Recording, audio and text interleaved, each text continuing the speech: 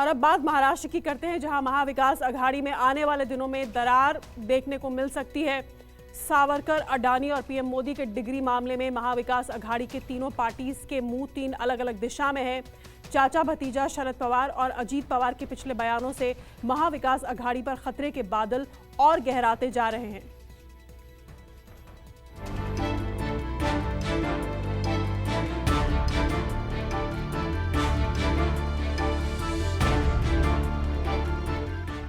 NCP supremo Sharad Pawar और Shiv Sena UBT के मुखिया उद्धव ठाकरे की पवार के घर सिल्वर ओक पर 1.25 घंटे तक मुलाकात चली। इस बैठक में सांसद सुप्रिया सुले और सांसद संजय राउत मौजूद थे। बैठक में महाराष्ट्र के राजनीतिक बदलाव की स्थिति पर मंथन किया गया और सावरकर, अडानी और पीएम मोदी के डिग्री जैसे मुद्दों को किनारे कर महाविकास अघाड़ी में एकता बनाए रखने पर हामी भरी गई। लेकिन सूत्रों से मिली जानकारी के अनुसार इस बैठक का सिर्फ एजेंडा यही नहीं था। जल्द ही एमवीए की दो पार्टियों में टूट देखने को मिल सकती है। कहा यह जा रहा है कि शरद पवार अपनी पार्टी में टूट ना हो, इसलिए हर संभव कोशिश में लगे हैं। आज महाविकास आघाडीमध्ये जे पक्ष आहेत त्या सगळ्यांनी एका विचाराने काम करावं अशा प्रकारची आमची चर्चा झाली आणि त्यानुसार काही कार्यक्रम आखले। दरअसल पिछले कुछ दिनों से अजीत पवार के बयान और बर्ताव से एमवीए में संकट गहराता जा रहा है।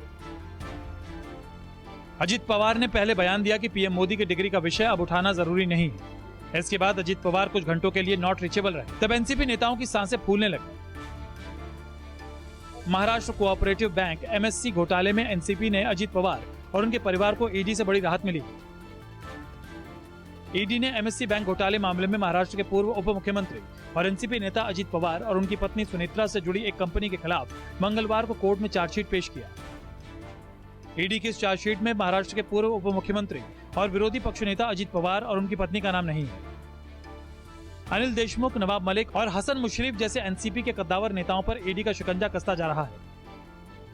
ऐसे में सवाल ये उठ रहा है कि जांच एजेंसी ईडी अजीत पवार पर मेहरबान क्यों है।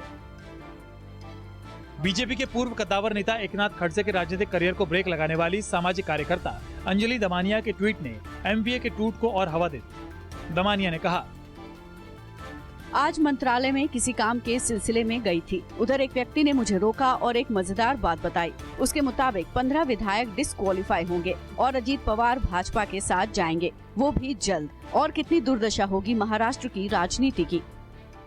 राज्य के विरोधी पक्ष नेता श्री अजीत दादा पवार के संदर्भ में अंजलि दमानिया जी का जो वक्तव्य है पूरी तरह से गलत है, बेबुनियाद है और पूरी तरह से झूठा है। किसी राजनीतिक साजिश के तहत ये वक्तव्य किया जा रहा है, ऐसा हमारा मानना है। मुझे नहीं पता कि अंजलि दमानिया जी को किसने ये इस प्रकार का वक्तव्य देने के लिए कहा। शायद भाजपा ने भी कहा हो सकता है। अब सवाल यह है कि क्या 2024 के लोकसभा चुनाव से पहले एमवीए बिखर जाएगा और एनसीपी में टूट होगी। कल ही एक न्यूज चैनल के इंटरव्यू में एनसीपी सुप्रीमो शरद पवार से पूछा गया क्या महाराष्ट्र में अजीत पवार और देवेंद्र फडणवीस फिर से साथ आ सकते हैं और सुबह का शपथ विधि फिर से देखा जा सकता है। इस पर शरद पवार ने कहा कि आज ये कहना मुश्किल है कि कोई व्यक्ति कौन सी भूमिका लेगा, लेकिन अलग हटकर अगर कोई भूमिका लेता है तो वो उसकी जिम्मेदारी होगी, ना कि महाविकास अघाड़ी की। साफ है, शरद पवार ने आज भी अजीत पवार के प्रति अविश्वास जताया है। वैसे भी 2019 के चुनाव के बाद महाराष्ट्र में असंभव शब्द मानो खत्म सा हो चुका है। कैमरामैन दिलीप अवेरे के साथ विनोद जगदाले, न्यूज़ 24 मुंबई।